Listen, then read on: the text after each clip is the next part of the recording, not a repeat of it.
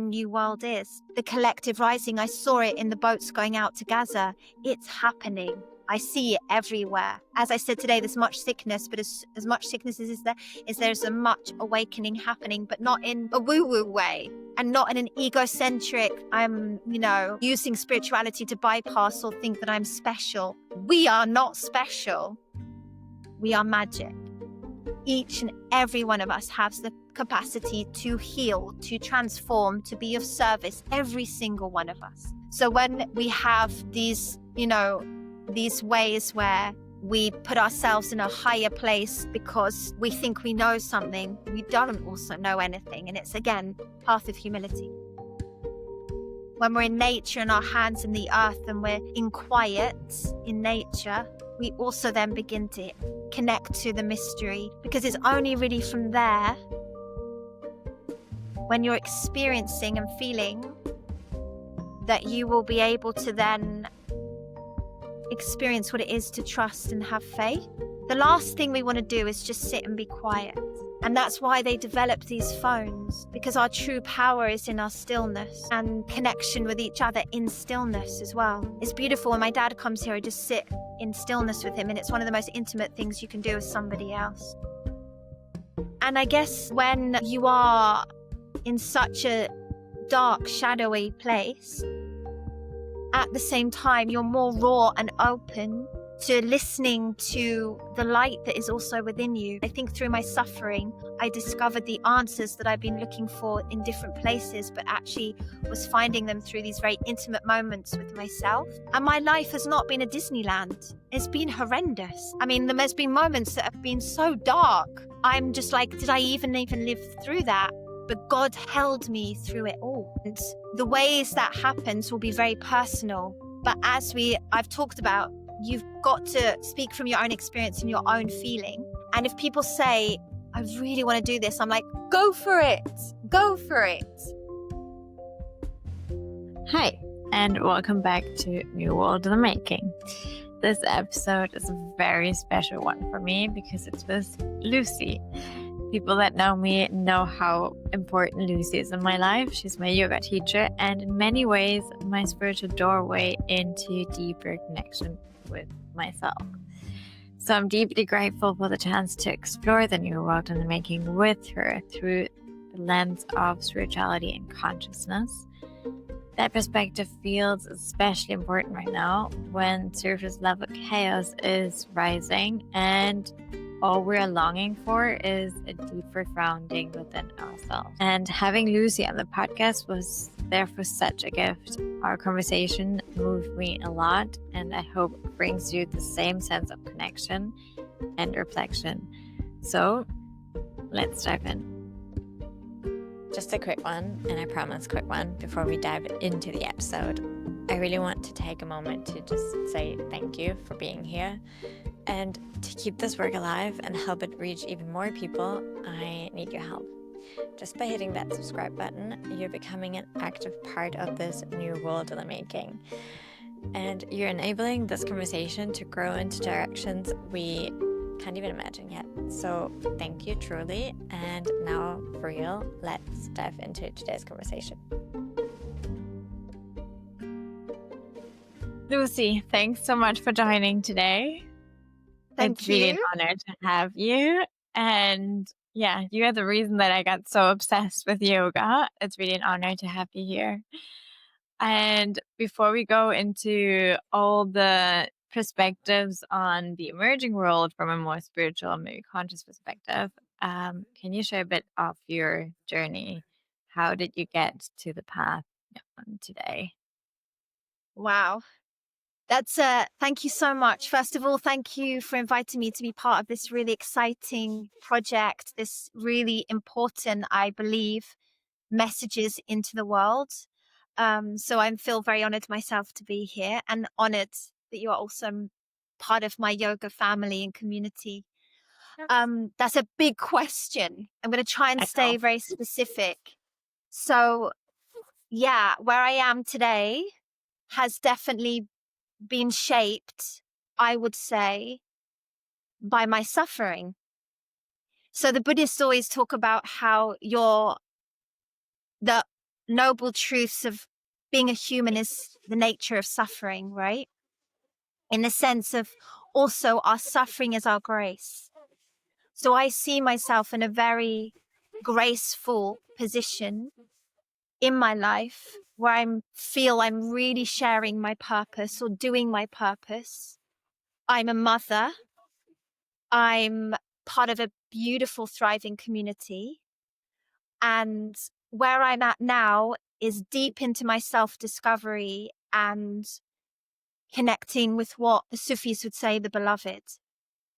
But what has brought me to this place where I feel that I am thriving, but doing the deep work at the same time, because it's deep work to be a human being on this planet, what has shaped where I am now is some really deep earth lessons, deep suffering.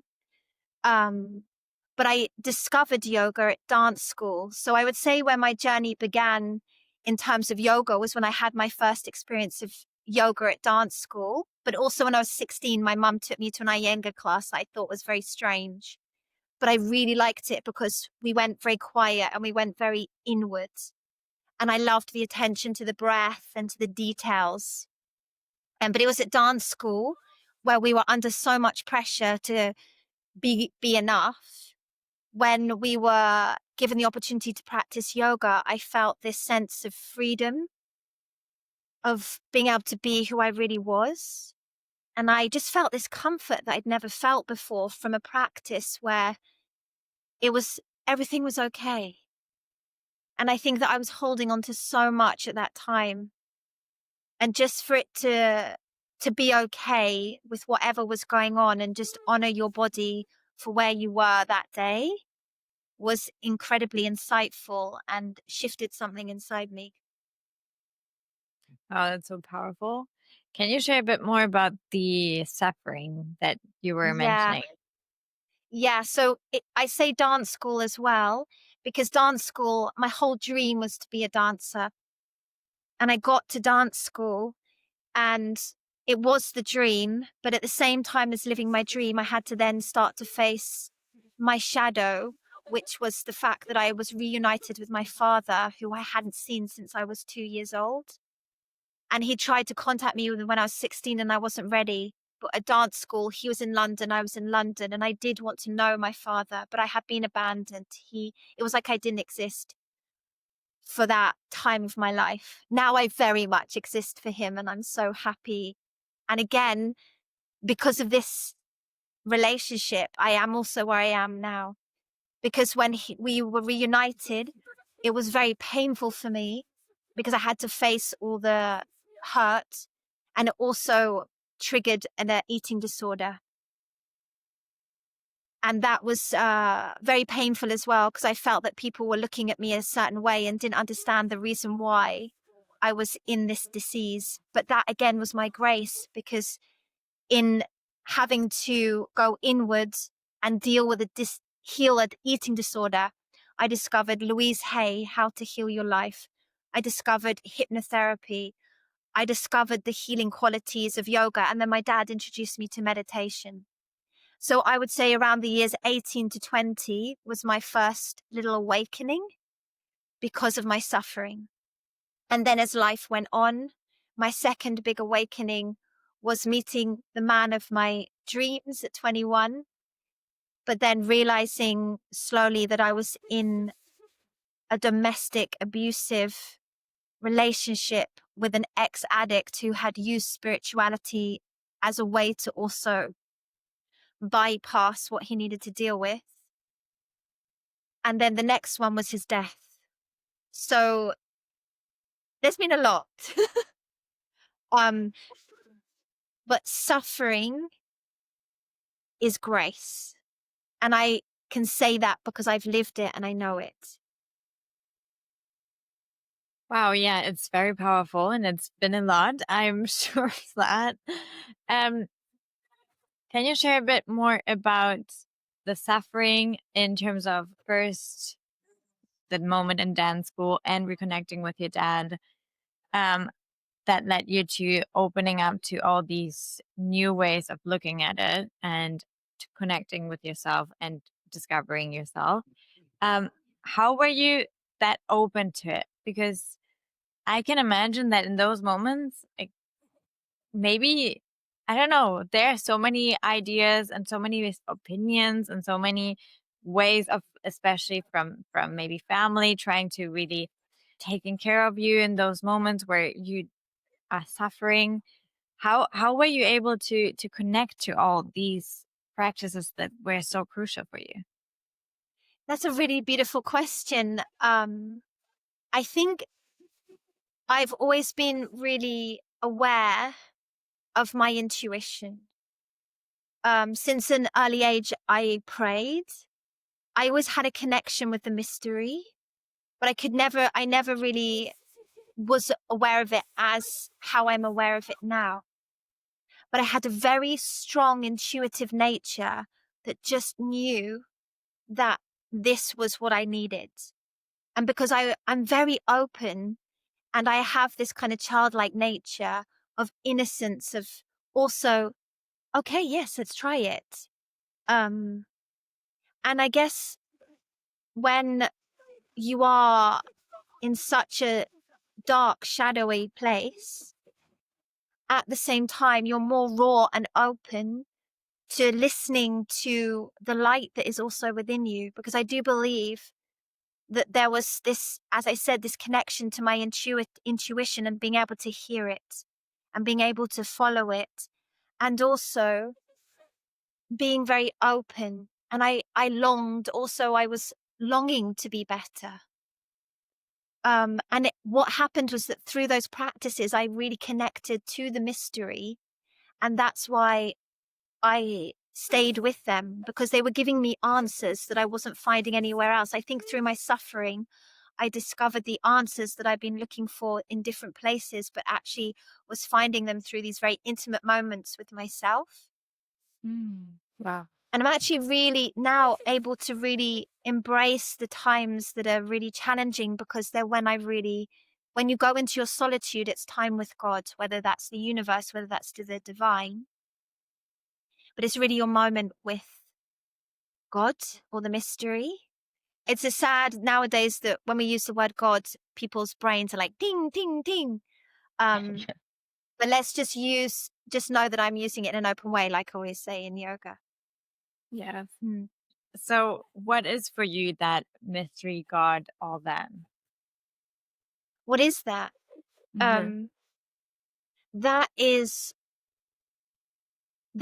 for me,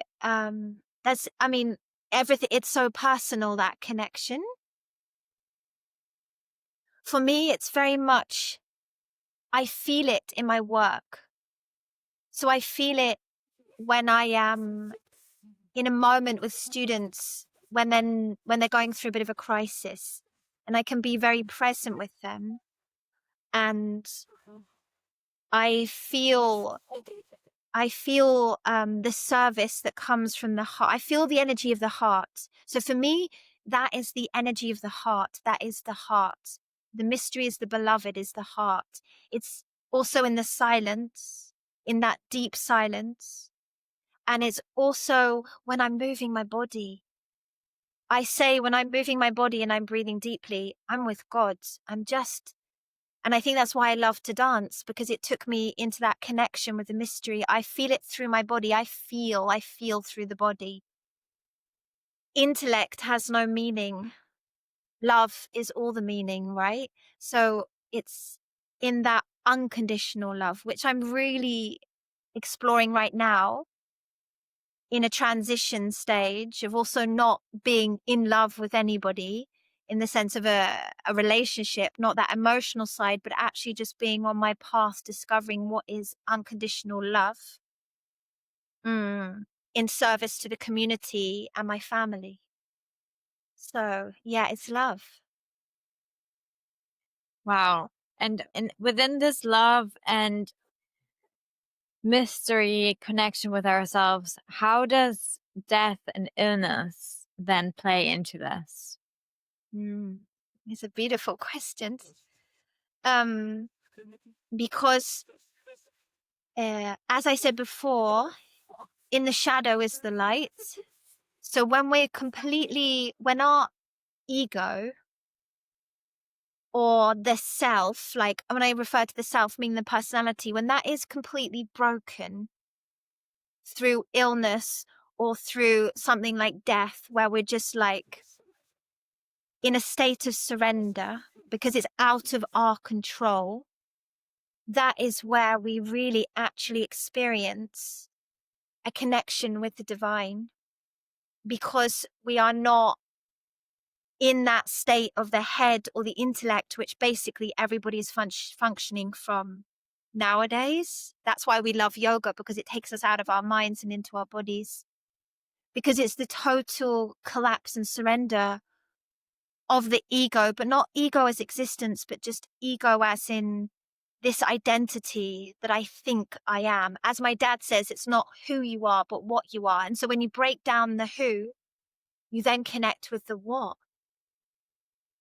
And I'm just here, as Ramdas would say, as a soul, connecting to you as a soul. And this is also where I really find it, going back to that question of where you find it. But yeah, because illness, devastation, tragedy, it breaks the ego. And we go to what's really the truth and what's really important. But our whole mass consciousness is vibrating on another level, right? Not all the time, but Yeah. No, because I was about to ask you, how do we do that? Because in some way, the ego also is helpful for us to navigate the everyday life, right? To Yes. get life going, to be able to relate with just normal, mundane things. How do we do that balance between surrendering and trusting, and then also at the same time, getting things done from a just, I don't know, where is that balance of acting and trusting?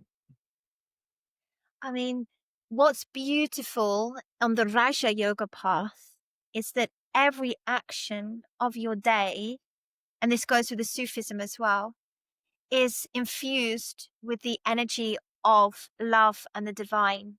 So there's two ways. So what I'm working with now is that, especially being a mum, it was so beautiful to then use being a mum. I always say to people, if you're a mum, don't worry about like your physical practice on the mat. You're living yoga by serving and being a mother, How do we, by not separating as well, by understanding that also our ego is not something to obliterate.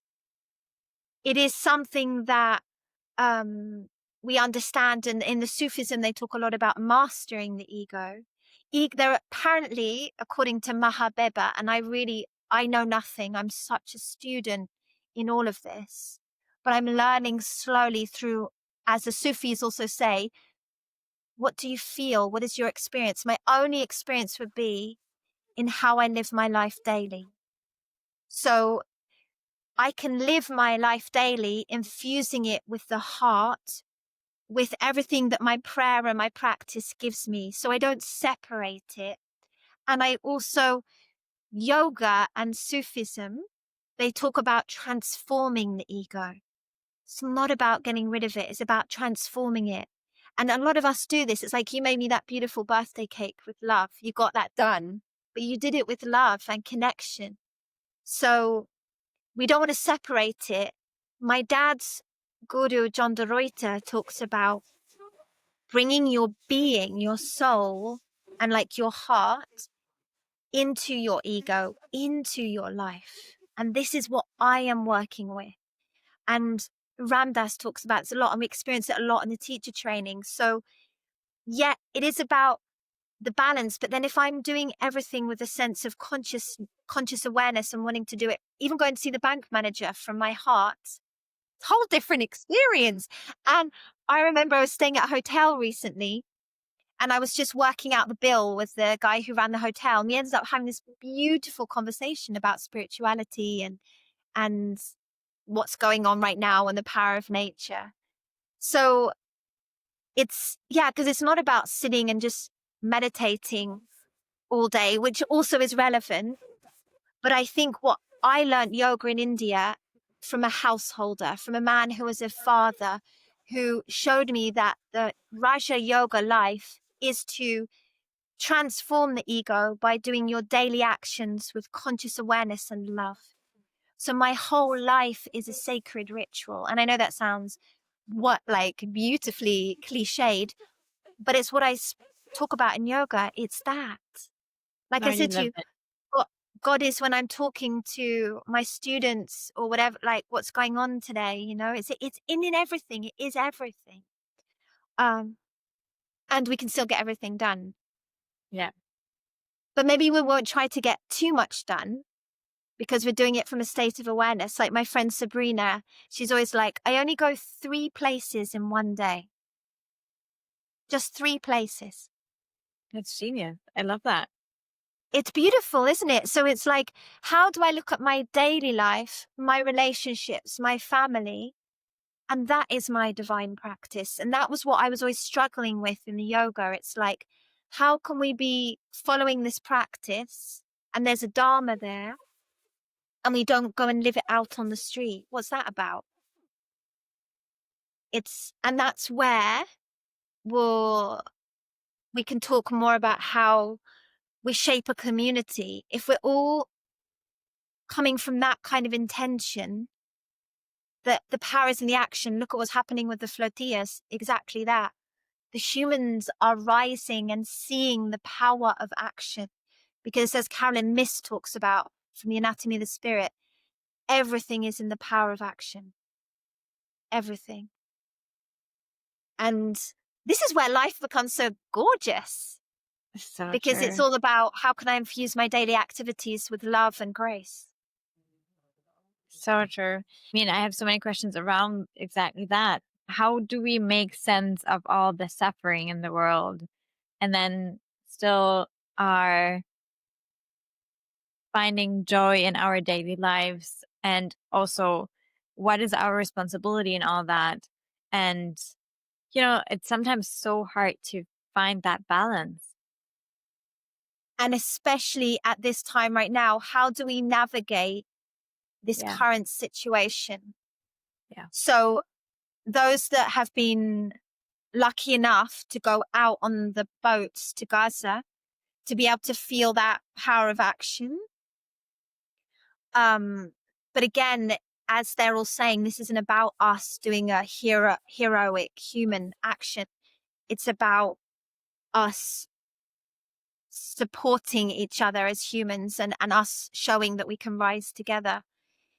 Ramdas is a really great teacher who's always a guide for me in this kind of sense of the suffering, like how do we manage the suffering? Because suffering is a part of our existence. And on a collective level, we cannot look the other way. I think the worst thing to do is when we're not looking at it. We don't have the tools to be able to look at suffering and your suffering is my suffering. Sometimes when you say, oh, I'm not having such a good day, and somebody will be like, I don't want to hear about that. And it's like, okay. But if we stand in our truth and we also, it's not about me, we can hold responsibility from a sense of detachment. Yes, we're all responsible for the suffering in the world. And we're just lucky to be where we are here now. But what we can do again is it's in our little responsibilities of like, okay, I can choose not to buy that. I can choose also we always seem to look at the suffering on the bigger level, the wars, but my neighbor who's not very well right now, how could I help my neighbor? Being conscious, taking responsibility for our thoughts, words, actions, and deeds. Again, how we live our life daily, we can then start to see that if we can impact our direct community, then that affects a bigger community, and that we are responsible, but in my unique purpose, what is it I can do? Like what you're doing right now with this podcast, how I'm working with people every day teaching, but that's not to say that that's ever enough. I know that, but like we mustn't use that suffering to demobilize ourselves. And also, it's not about me. I heard this lovely expression by Jim Carrey, in fact, where he was like, wholeness is taking me out of meanness. We are in a culture of narcissism. It's all about me. And the scary thing with the new age is that it's becoming more about me. But unless I do the self-discovery and understand what that's all about, that is the way to transcend. For me, it feels like the only strong, one of the biggest responsibilities I have is to understand what I actually am. Because I cannot change a politician's point of view, but I can make these changes inside me to be of a blessing to others.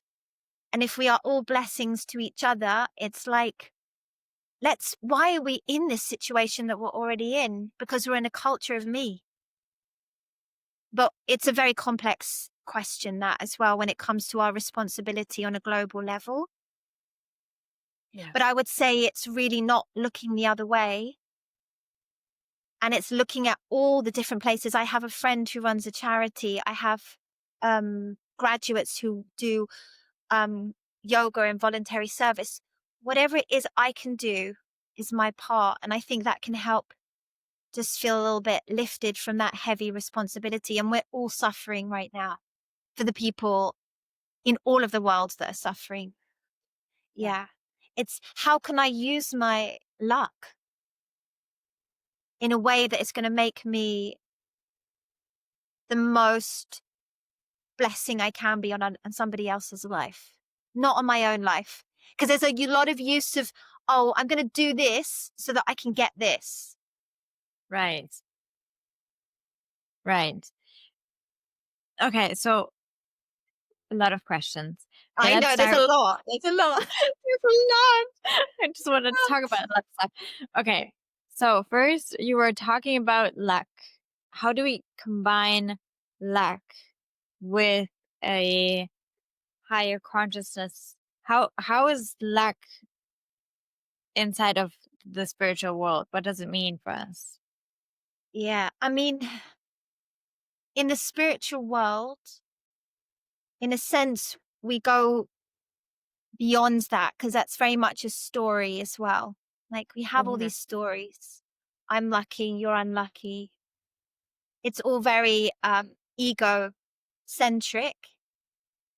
And what we want to move towards is being soul centric, but that takes a lot of time. But also coming back to this sense of suffering for the world, we need to understand how to be responsible for ourselves so that, again, that suffering doesn't become part of our narcissism. That our suffering of other people's suffering activates an action of help, of service to others. We need to understand what we are, to also understand that even that, being lucky, is a story. In the sense of that we are all, what we are is like part of this universe, part of this whole. And again, it's like, I'm just a student on this path. And a lot of these questions, I don't know. I just love the fact that I don't know. And I think for me, in that story of being lucky, what we really need to look at is the path of humility. So, and I'm learning this because I'm studying with the Sufis. And they first thing they said to me is, "This is a path of humility." And I was like, "I'm in, I'm in," That's good. Oh, wow. because we can Beautiful. have also so many clever explanations, but again, we're doing it from the head, Yeah. No. and it's all about dropping back down into the heart Mm. and using that story of luck to be the most intelligent with that, you know? Because in the higher consciousness, they'd be like, there's no difference between anyone else. That luck is just a story. Many in different lives, we've had different things going on. We are all one. But because we Right. live in a separate mind-based culture, we're always looking for the meaning, or the understanding. And Mm. as Meher Baba says, understanding has no meaning, you know? So Wow, it's so hard for us, isn't it? yeah, to, but to that's why it yeah. is, but I think it's also hard because we're trying to figure it out in our heads rather than as let's get back to what do you feel? What am I Yeah. feeling right now? Yeah. Mm. And how did we get to that point that we are in this narcissistic society, and we have kind of abandoned this mystery and are so separate from one another? How do we get, like, why? Because it's also like part of the Kali, it's part of the Kali age. It's actually a great blessing to us because the more narcissistic we get, the more we're more pushed into looking at what we are as we see what we don't like. And that, Wow. how did we get here? Well, because it's part of what's the unfolding. Because I think we've lost probably our connection with nature. That would be Mm. one thing. And I know that I discovered his teachings, Bill Plotkin, and he talks all about being soul centric, which I mentioned. We've basically lost our connection to nature. And because when you are living in nature, you are connected to the cycles and you are humbled all the time when you are looking at like the grandeur of the nature and you're also connected and feeling part of it. So I'd say disconnection to nature is a massive one. The rise of capitalism as well. Mhm. And unfortunately, the dogma of religion Mm. and religion being such, we lost our connection to God, but yes, because of so much of the dogma of religion, unfortunately. And because of the evolution of the way that we think, like the way that we have evolved in our brains, we're so fucking clever, but so stupid at the same time. So good. You know? Yes, yes. And okay, talking about responsibility, our own responsibility, taking our responsibility in the whole chaos right now. Yeah. How do we, that, okay, we already talked about the balance between action and going with the heart into action. But now, in terms of, can we trust life, God, the mystery, however we want to call it, and where is our responsibility in all that? Like, where is the responsibility of, well, let's just let the universe do its thing, and our responsibility in there?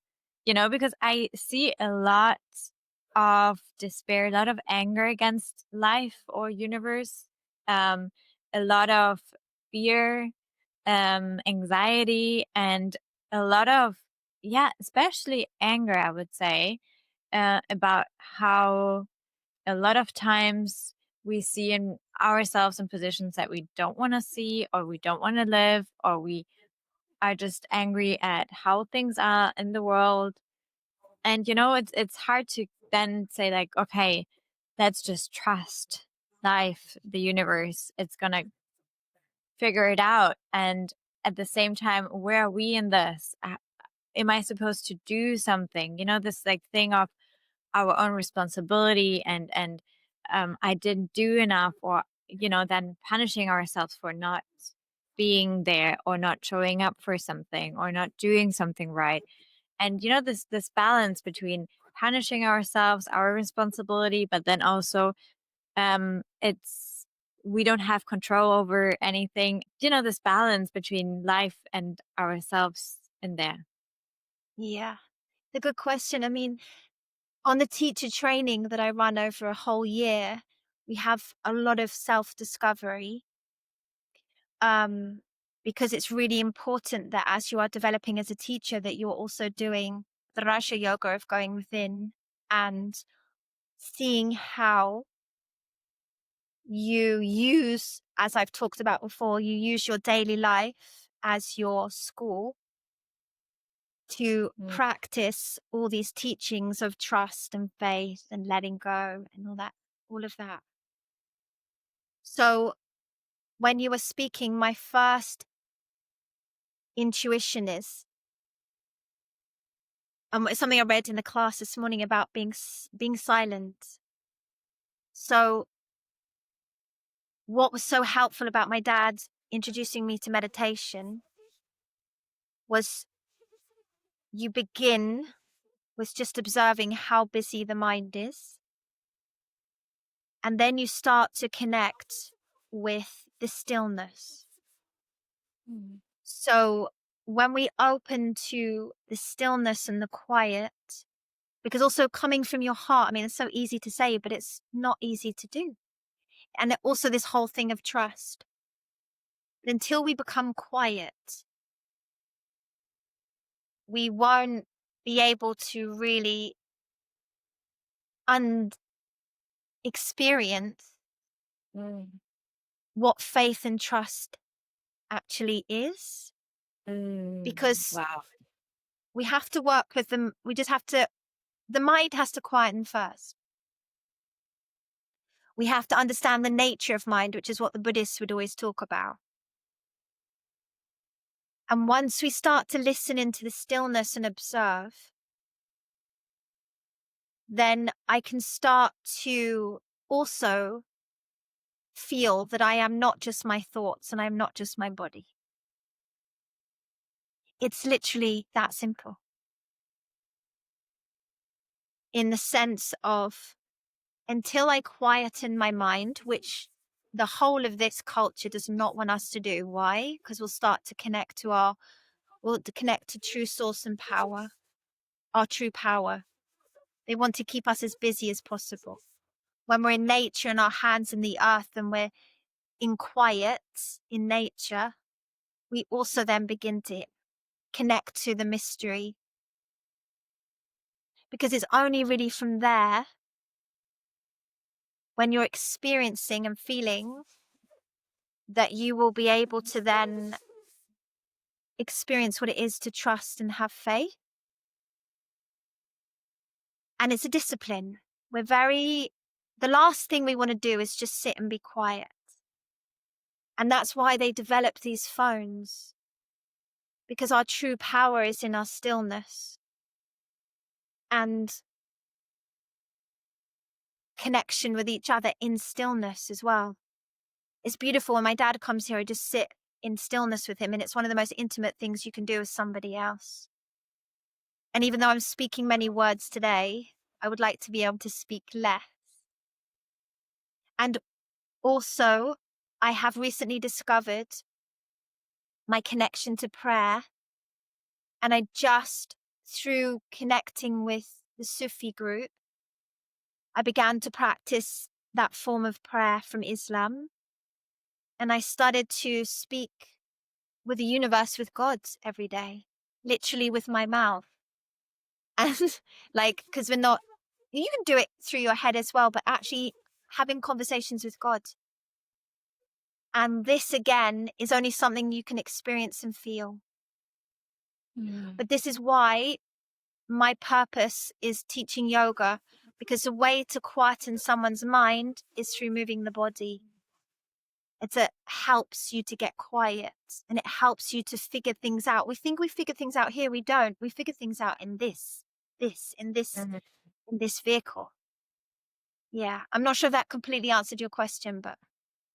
No, totally. I mean, I am witness of that. I have so many times that I've come to class and then I get out of class and I was like, oh, it's this. Or I had this like moment of just knowing, and I was like, oh, wow, Lucy did it again. I think it's also, thing is as well, we're quite afraid, or we can't believe that it is that easy. I'm actually completely connected all the time, but my mind gets in the way. And it's not that we also have to obliterate the mind. Again, it's the mind must be the servant of our hearts. Basically, our minds are servants. Our minds are masters of our heart. And Dr. Joe, who comes to see us and does workshops with us, the neuroscientist, he says, the first thing I do in the morning is put my hands on my chest. I breathe into my heart and I ask God, what is it I need to know and what is it I need to do today? Simple. Because we think that we also have to, yes, I mean, ideally, hours of yoga and meditation, we'd be in another place. But actually, if your intention is also sincere, you can do it in like 5-10 minutes to also just bring yourself back. But the alchemy and the wisdom of the moving body, for me, that is church. We're so disciplined at checking our phones. We're so disciplined at doing the things that, please our senses. What about if we began to be disciplined to the things that we're like, oh, I don't have time for that. We all have time to sit quietly for 5 or 10 minutes. We have time to say thank you for our food, to be with the energy of our food. It's just like simple things. Yeah. And I love that we're having this conversation because, sometimes I thought to myself a lot of times, oh my gosh, I'm being crazy. We have all these narratives that are surrounding us about what is being a sane part of the society and what's not, and just connecting with ourselves sometimes feels just so alienated, and the action that comes from that as well is because usually it doesn't make really sense from a societal level from here, that even when I started the podcast, I was like, oh my gosh, here I come. I'm starting a podcast. I know it feels right, but everyone else would say from a rational perspective, it doesn't really make sense that you just start now this. How is this going to work? The how. And I was like, I have no idea, but I just need to do this. I just feel that this is the right way to go. But it's very even challenging sometimes to even stay in that, because you're being questioned so much, that I'm so lucky to have that surrounding an environment that really was supporting me. But I can totally see a lot of difference in areas where a lot of people will be questioned a lot and will be, just not being supported that much. How do people manage to still, go and connect and stay with it in those situations?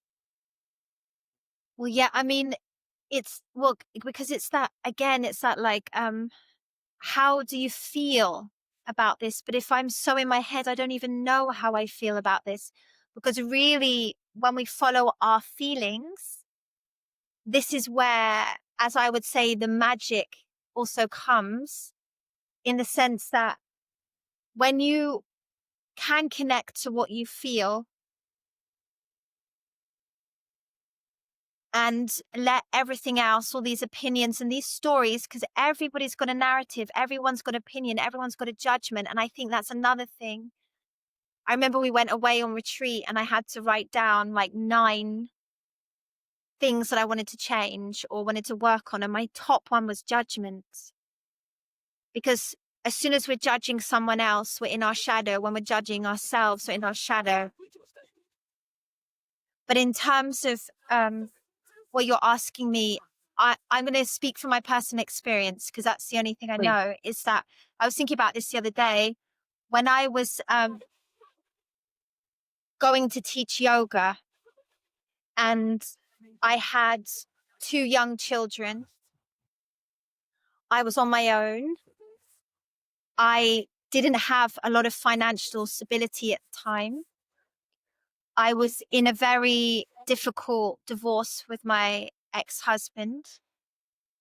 And I said to my mum, I really want to teach yoga, but I think that I should just get I really feel that I want to teach yoga, but I think that I should get a primary school teaching position, because then I could have a good, stable income.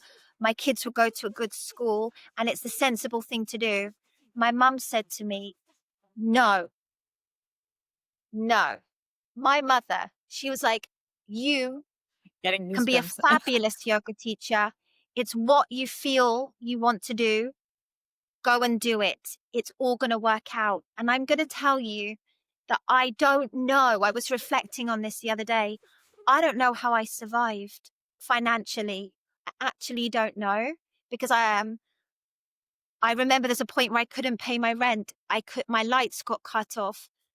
I had to also find ways that my children could be looked after when I was doing all these different classes. I opened up a studio in front of my house. My children had to do a lot of caring of each other. But somewhere I was held through it all.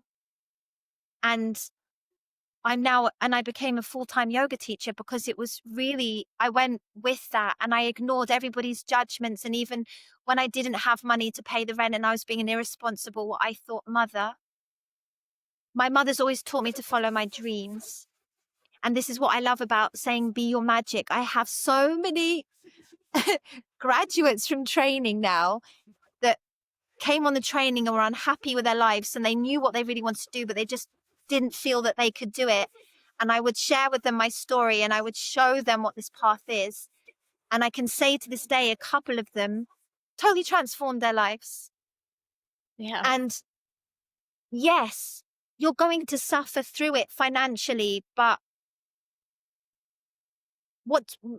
as long as we can feed ourselves and house ourselves, and people will always be like, it's okay, you can pay the rent maybe a little bit now, or someone will come up and help you. Or what happens is, when you go for what you're feeling and you're dreaming of, the universe conspires to help you if it is the correct service for the world. Do you understand what I mean? It's like, if you Yes, take I a leap do. of faith, the universe supports you with that. I mean, I have no idea how I got to where I got. I just took every day as it came.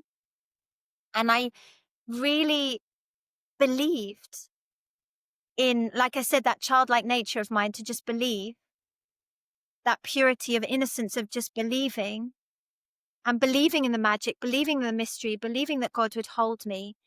And my life has not been a Disneyland. It's been horrendous. I mean, there's been moments that have been so dark. I'm just like, did I even live through that? But God held me through it all. And the ways that happens will be very personal. But I've talked about, you've got to speak from your own experience and your own feeling. And if people say, I really want to do this, I'm like, go for it. Go for it. Because we're here to challenge that. The mind and the ego will be like, no, you need to do this because that's what it needs to look like. It's never what you want it to look like. The path of humility as well. Just gonna surrender. And there are so many stories of this. Yeah. So many. Yeah. Is that why your motto is be your magic? Yes. Yes. Yes, because as I said, like, because I was so broken at some moments of my life, because I was so broken, and I did all the affirmations and I did all the visualizations of this perfect life. And when it all started to go imperfect was when I really began to discover my own power, but not power in to be the most successful, high paid, whatever.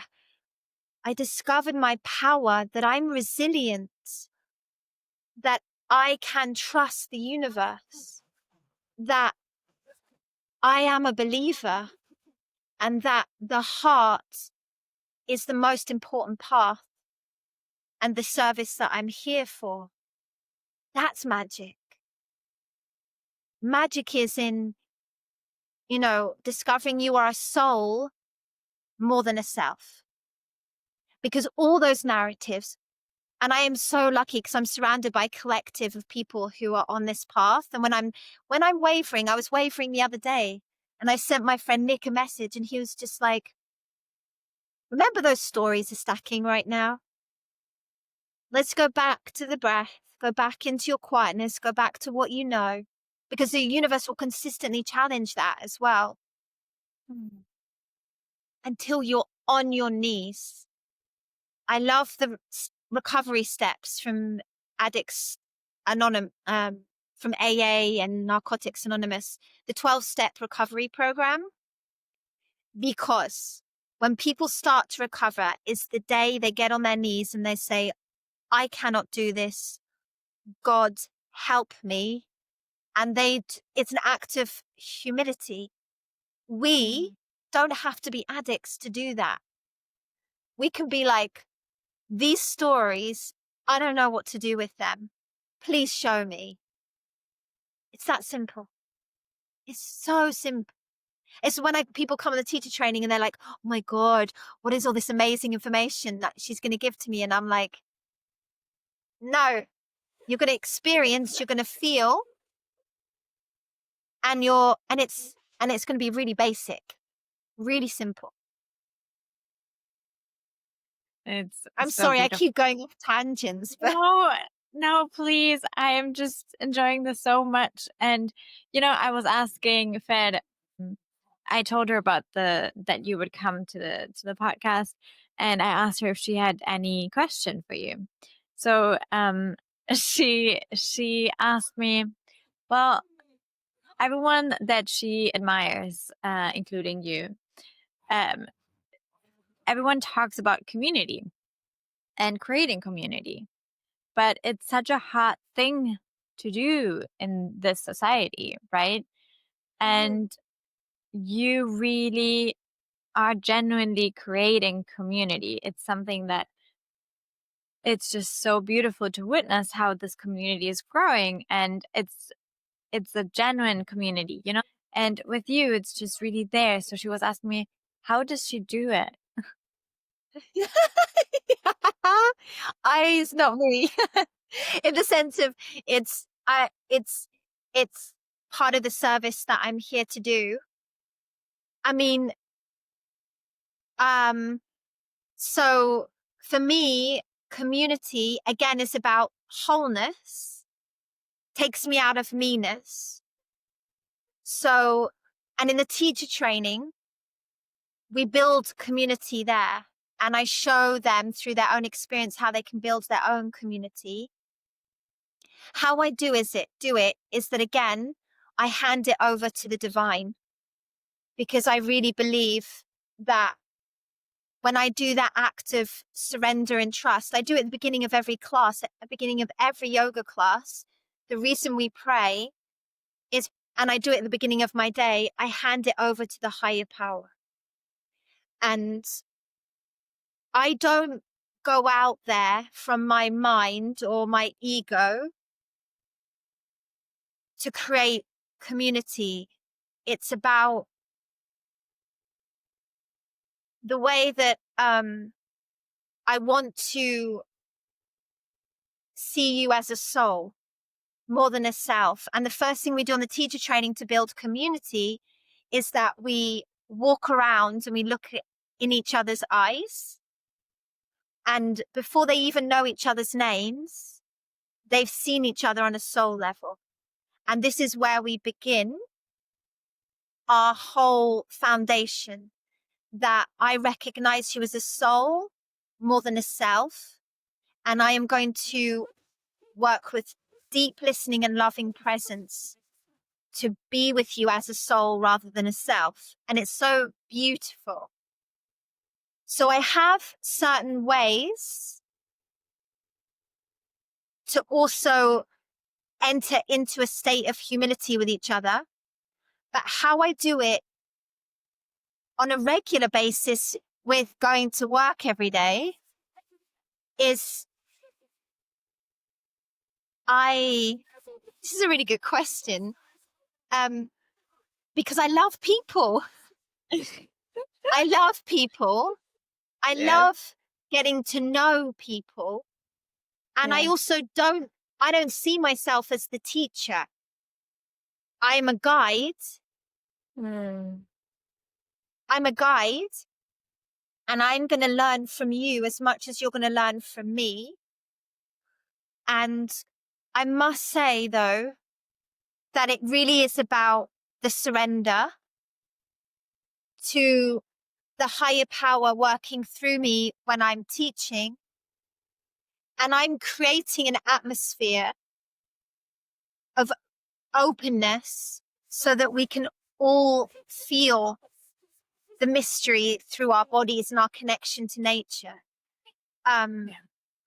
Because I also remember someone, or in the first year of teacher training, someone's like, Lucy, you can't be friends with everybody. And I was like, why not? In the sense of, on a traditional basis, when Krishnamacharya, who is the founder of Vinyasa Yoga, he would teach privately, and every student he would meet them at the gates. He would take them and accompany them into the class, and he would spend time with them and treat them as if they were part of the family. When I learned yoga, this was the same thing in India. We were welcomed into the teacher's home. We ate with him after class. We got to know him because I want to know you. It's human connection. It's people before the practice. And we're all in it together. And I tell you how as well, because when you're practicing, I'm practicing with you as well as looking at you and as well as guiding and everything. But we're in it together. And I think that's also what creates the community, is like, I'm loving this. So we're hoping that you're loving this too. And trying to work with that, we are one, that there's no separation between me and you. We're just doing this together. We're vibing together and we're enjoying ourselves together. And I'm just guiding you through this journey through the movement and the breath. And yeah, we're like, because I feel that all the time, that it's like a party together, basically. It's a bit of a party. And yeah, I mean, from my own experience, it's just so generous and so authentic. Like, you can really tell that everything you say, you really mean it. It's, and that's something that I've missed so much in all the previous yoga classes I went to, or the things I did with exercise. There was this disconnection. Like, there was just no connection to something bigger and something more authentic and to ourselves. And you just really opened that door. And yeah, so it's, Thank you. it's I mean, beautiful. I'm just sharing what I'm living at home, as like in my own journey. So that authenticity is also, number one, it's not about me. And number two, it's like, but at the same time, I'm also sharing what I feel and what I experience and what's, if I could just talk about God all day, I would. I love it. I mean, I'm obsessed. I'm just obsessed about that. Yeah. I also wanted to talk about the emerging world. So we already looked into a bit how we got here and what is this chaos right now, but also we can go into what might be coming and what is already here from a more tech perspective as well, AI and all that. Yeah. We, we My talked about favorite. it a bit, a bit already off camera and in some of the yoga classes, which I loved. And yeah, can you share your perspective on this? Okay, so I don't have a massive perspective on it because I am in a process or I think I'm probably in a bit of a denial and resistance, I'm going to be honest, with the emerging AI. I refuse to use it on my phone. I refuse to have it in my family in the sense that when we're having conversations, we'll work things out and we won't go to ask a question of AI. I don't have it personally in my life at all because I want to keep discovering the magic of what I am, which means that I need to preserve the way that I use my brain. And probably I'm going to stay in the category of being an old schooler because I'm focusing on my divine intelligence. And that's a lot of work and a lot of time. So I don't have much time for AI, but I do understand that in resisting it, I need to look at something in myself. So I want to open to it because I can see where it can be very helpful and can even be helpful for me in my career as a yoga teacher, but not, and I repeat, not for sequencing a class, for telling me what to do in my work, for creativity in that context of where I'm at in my work. I don't want it, but I can see how there are many benefits to it in regards to research into, tasks that we all know are making it easier. Yeah. But I feel that I'm holding the flag of the other side, which would be,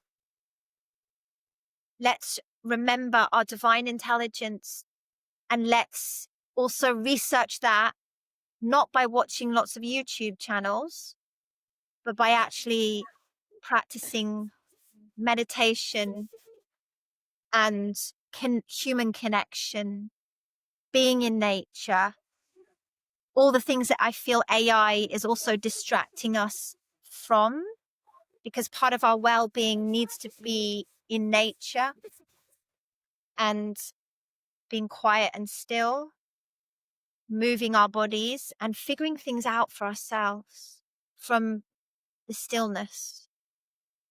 So this emerging new world, and I understand that a lot of people in the spiritual world are also using it to understand all these different concepts.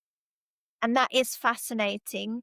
And there is definitely a place, but like everything, like we have had to do with our phones, we have to create boundaries, clear boundaries, and awareness of how this affects our well-being. Yeah. And I do believe that there is two paths unfolding and we will choose which one we want to be on, because there will be the evolving AI world and there will be the awakening of consciousness.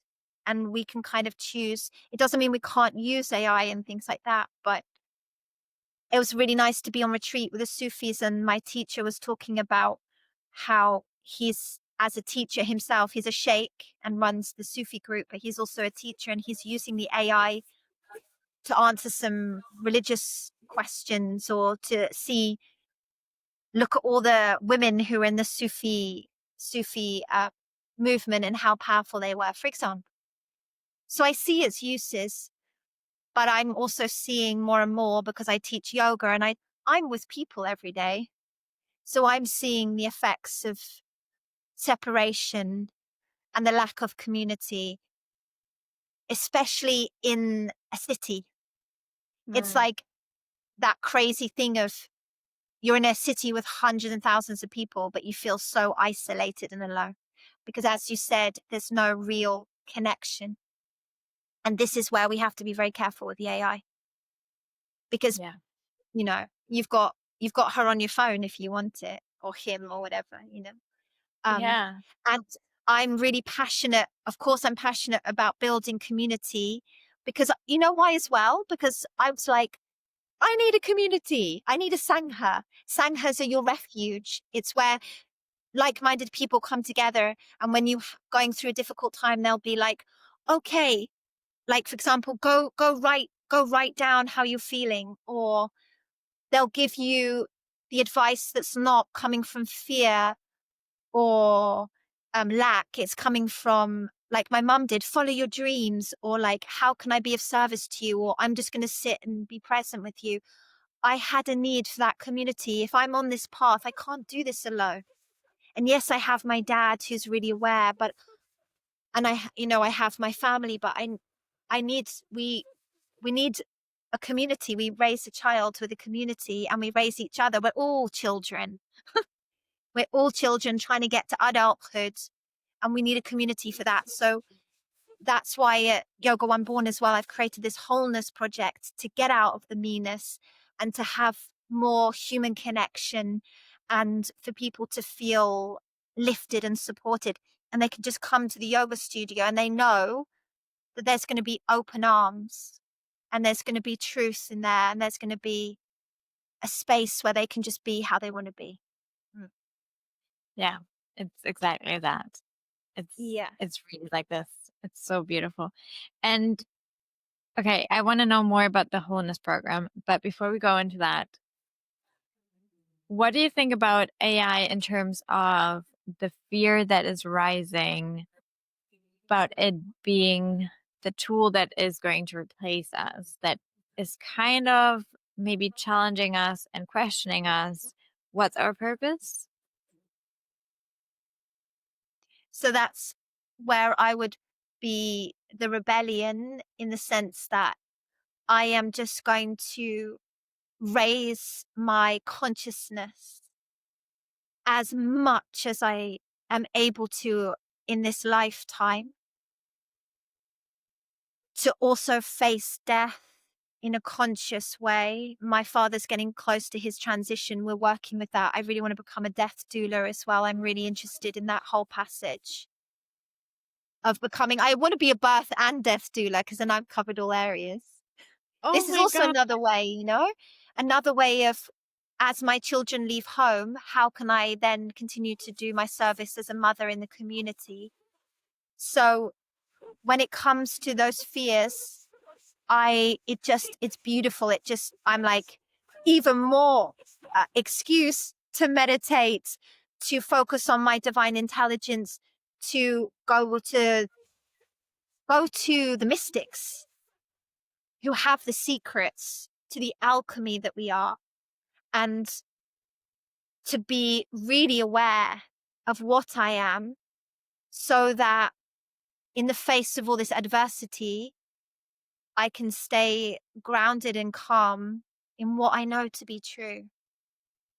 And we don't know where we're going to be, yes, in 20 years' time as a collective, but I can be responsible for my own part of that by being in the rebellion of raising our consciousness and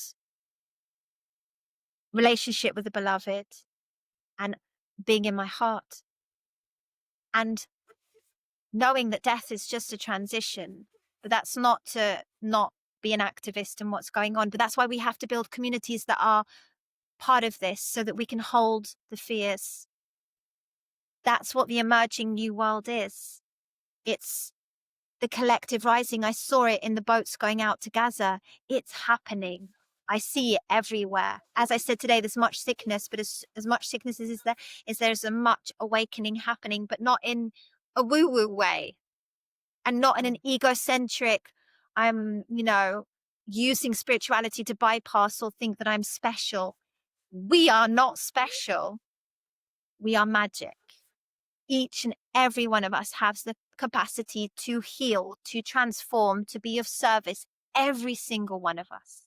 So when we have these, these ways where we put ourselves in a higher place because we think we know something, we don't also know anything. And it's, again, path of humility.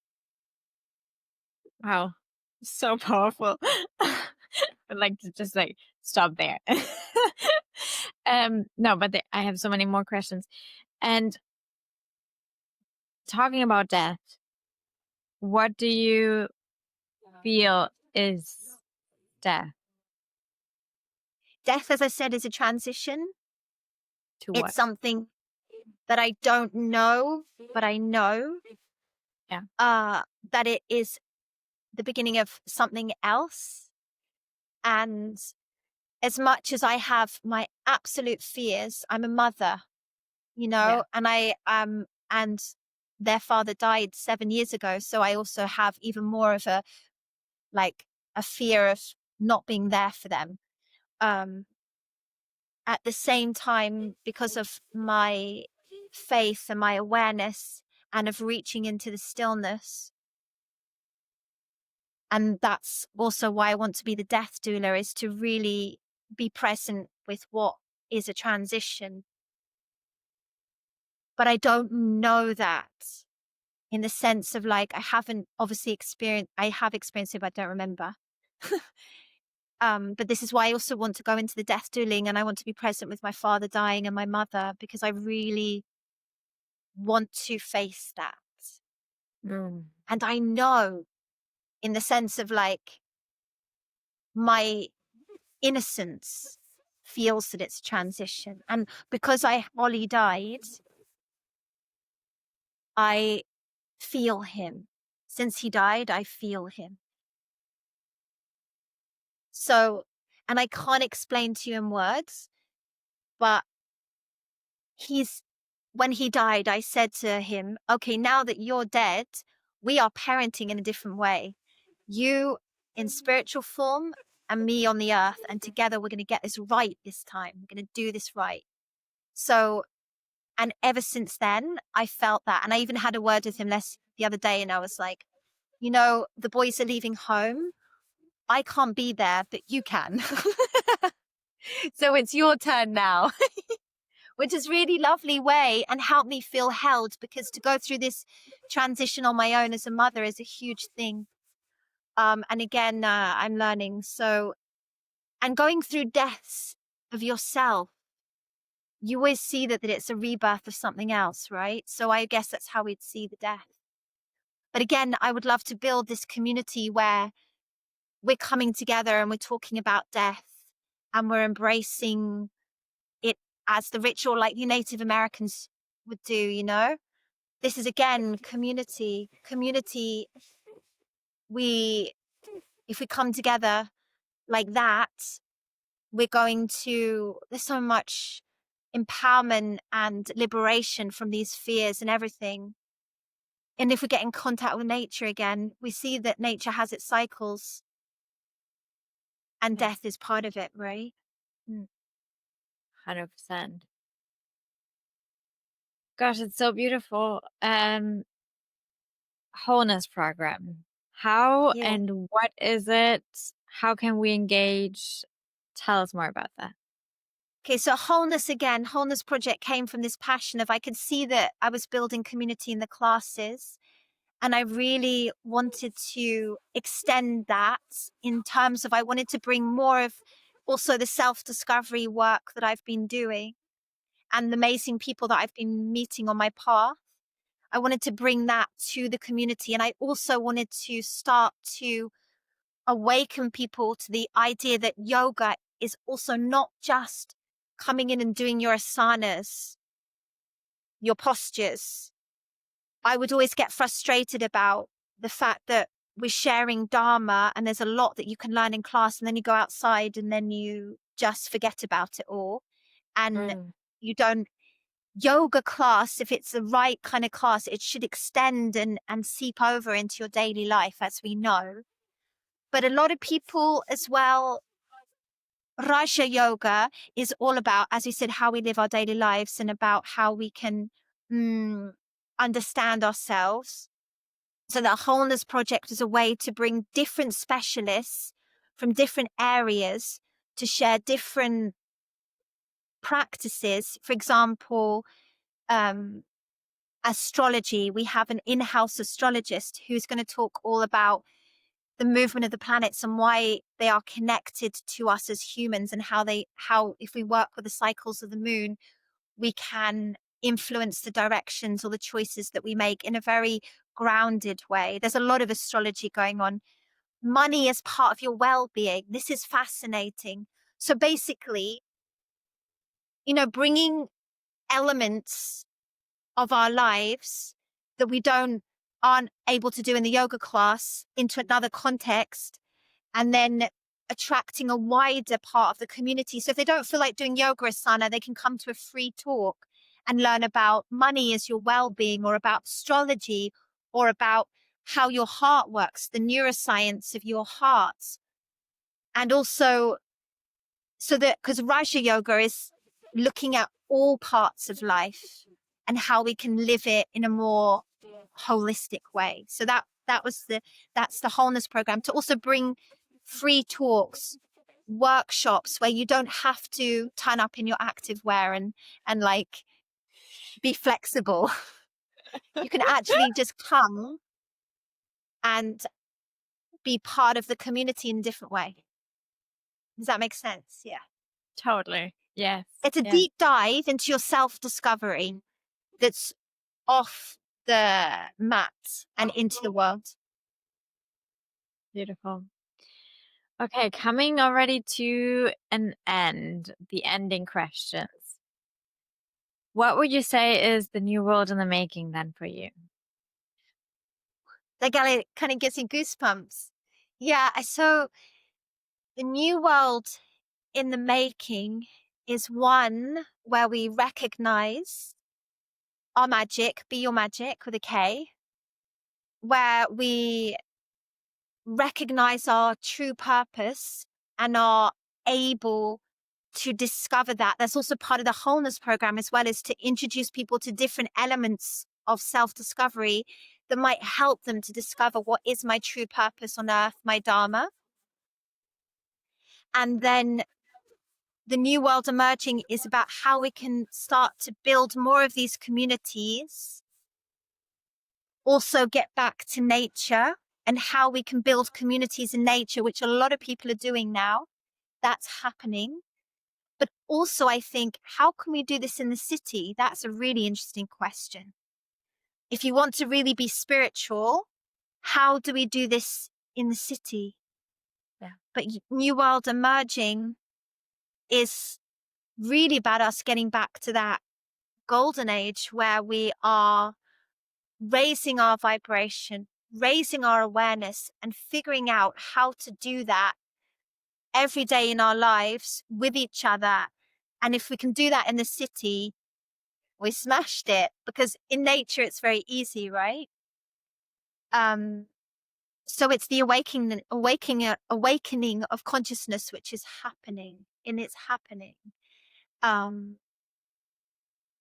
it's seeing the value in these little steps and little parts that we're all playing in making it all whole, I think, as well. Yeah. And where do you see this new world emerging in 5 to 10 years? Where are we going to be? I mean, in an idealistic way, we would all be living much more back in nature, or in bigger communities, like there's the Thich Nhat Hanh's, what's it called? He has a retreat center, the Thich Nhat Hanh, and they have a happy farm, and they have a whole center. I'm trying to remember the name of it now. It's a mindfulness center, but there's a whole village that's created around it. And for me, it's like seeing these communities and villages that are all working, for the earth with each other, that there's no high wealth or low wealth. We're all just living in much more harmony and equality because we don't need as much stuff. Why do we need to be really rich? Why? People would say for your freedom, but then again, but I want to feel a value and use my whole life.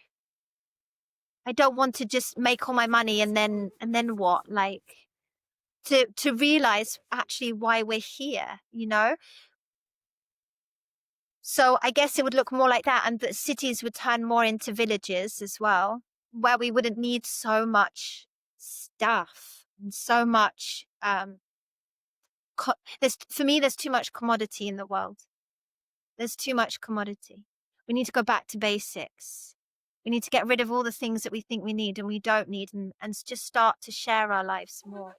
And where elders are respected and recognized and empowered and they're thriving. And I, like my father, like be with elders who can also guide the way, that our communities would have a whole council of elders. I mean, it's really going back to, like the Native Americans. I love that. I can't really see it in a technological way at all because it's not what I'm focused on, No, that's exactly the magic of this. Yeah. Yeah, I just feel the more awake I become, like, because I'm still in the dream, but like the more awareness, you're like, what? It's like, why do we need all these? And it's so beautiful when you have that freedom of like, I don't need any of this stuff. What I need is companionship and God and connection and health, food that comes from the earth and running water that's clean. I mean, basics. And it's like, I love, that's why I introduced Julie into the program, of the wholeness program, to understand that money is part of your well-being, because it's about just taking care, yes, of your essential needs in the context of where you are, and that it also gives you freedom to then be able to do. I mean, there's so many people who have, I think it's more not how much we have, but how we choose to use it. How do we choose to use that wealth? And how do we use it to then be a blessing for others and each other? Because again, some of us are born into very wealthy, privileged lives, and that's not to feel guilty or shameful. I'm not talking about that in any way, but it's how we can understand and take the responsibility then of what I have and how I can use it. And also to understand, because I went through that whole cycle of like, obviously as well, like that I don't need as much than I think I do. And then am I denying that sense of well-being? But I think when you've been stripped of everything, where I also lived in India when I was with Dali as a baby, when I was like 24, and we had absolutely nothing. We had 1,000 euros in the bank, and we were just studying to be yoga teachers. And I was like the happiest moment of my life. And I didn't have it, and I didn't have stuff, and my baby didn't have stuff, but we had each other, and it just broke me, you see, when at that early age, having that experience, and it just put into context. But then again, I also love that we should look at it as part of our well-being, and part of our freedom, and part of, I can learn this, and I can do this, and I can support that person, and I can, so that's another conversation for another day, but like, so many. There's so many, so many. Can I ask you something that has surprised you recently? That's a really cute question. Something has surprised me. Well,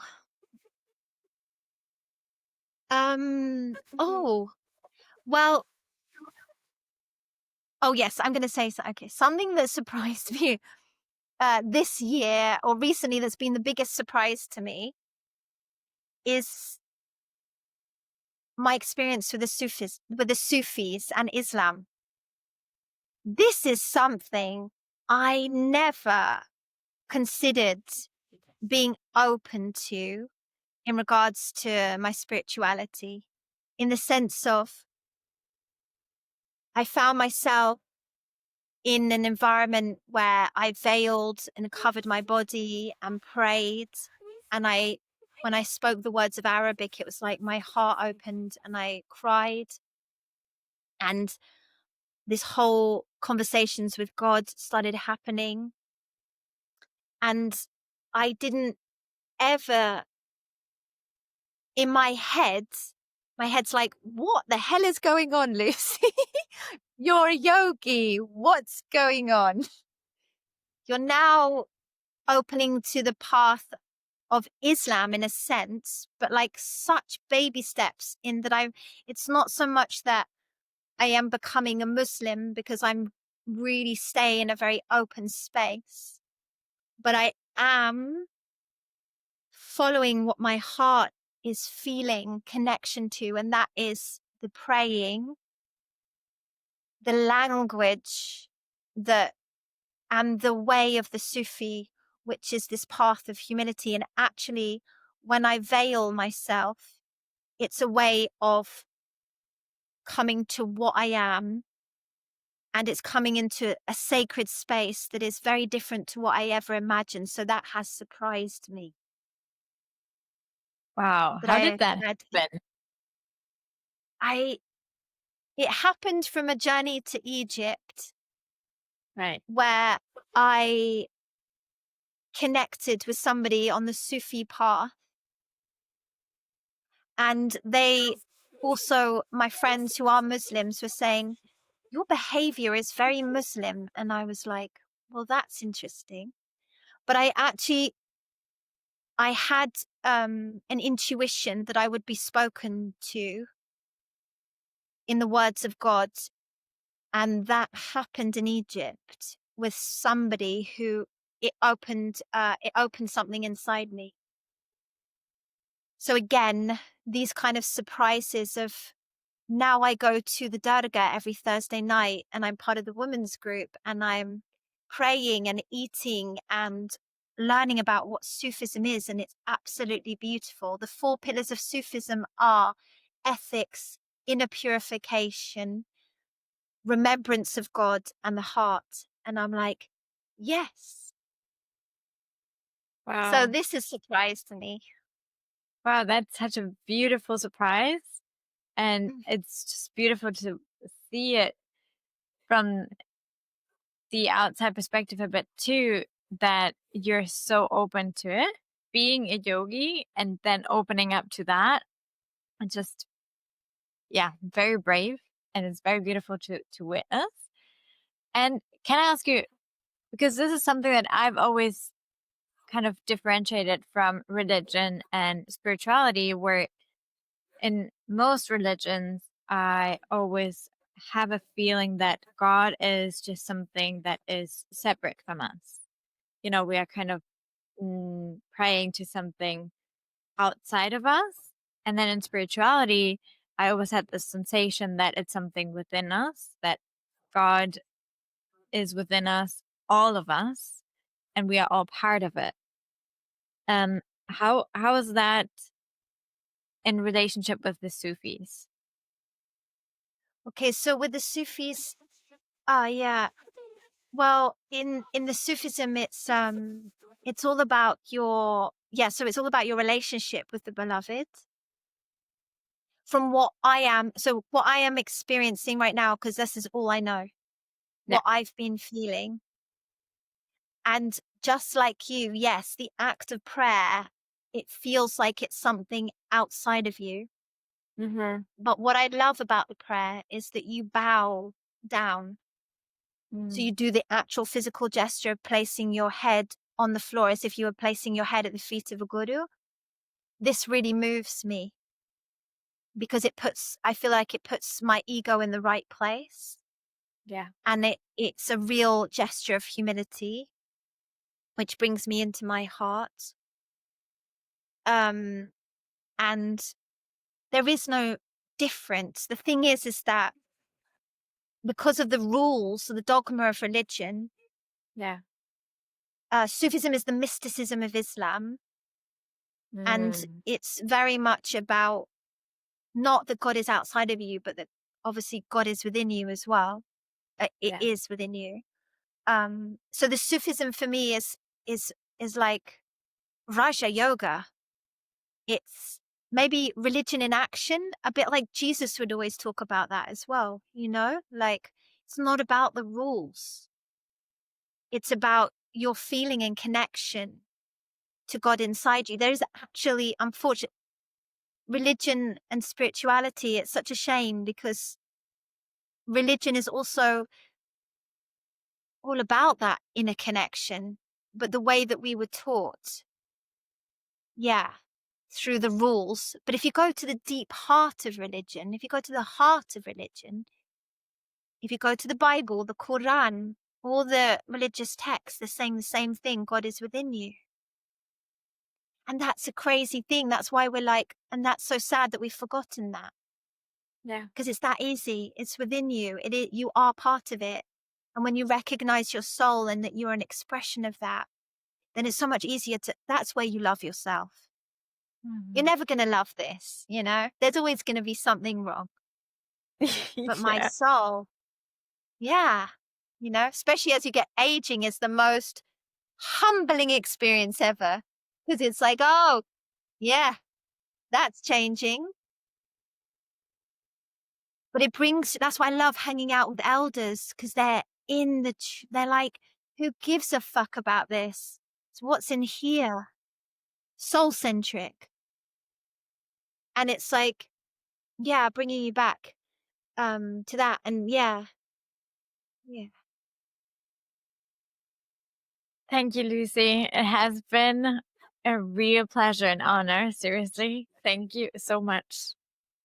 I feel like I've just spoken a lot of words, but hopefully there's things that have come out.